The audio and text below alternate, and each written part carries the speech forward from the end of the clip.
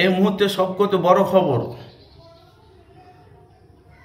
2026 আসা বিধানসভা ভোটের আগে কাশেম সিদ্দিকী ভাইজান অপমান। আপনারা জানেন যে পশ্চিমবাংলার কর্মীরা যারা বাইরে কাজ করতে যায় তাদেরকে বাংলা থেকে যারা বাইরে কাজ করতে তাদেরকে তাড়িয়ে দেওয়ার একটা বিশাল করে একটা প্রতিবাদ সভা করেছিল মাননীয় মুখ্যমন্ত্রী মমতা বন্দ্যোপাধ্যায়।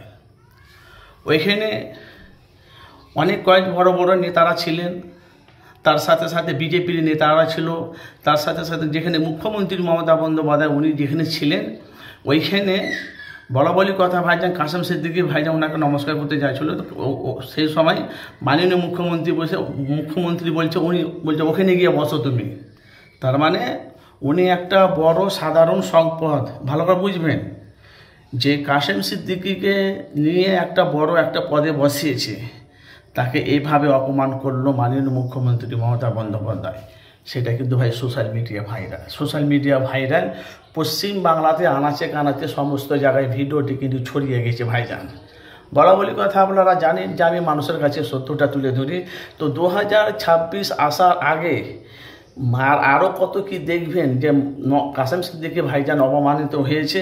তার সাথে সাথে কাশেম সিদ্দিকীকে তৃণমূলে পদ দিয়েছে কী কারণে, কী উদ্দেশ্যে ভাই আপনারা জানেন যে সামনে বিধানসভা ভোট।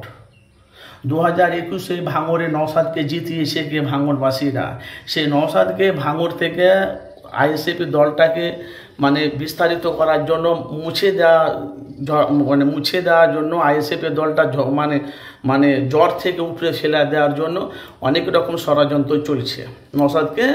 যে আমরা যা দেখতে পাচ্ছি ভাই সোশ্যাল মিডিয়ায় কিন্তু বাংলার জনগণ বাংলার সাধারণ মানুষ যারা যে এসব যে কথাগুলো বলছে সেটা নিয়ে এখন ব্যাপক হারে এখন ভাইরাল চলছে। 2026 বিধানসভা ভোটের আগে কিন্তু মাননীয় মুখ্যমন্ত্রী মমতা বন্দ্যোপাধ্যায় কিন্তু কাশেম সিদ্দিকী ভাইজান অপমান হয়েছে, সেটা নিয়ে কিন্তু এখন বাংলায় তোলপাড়। এখন আব্বাস সিদ্দিকী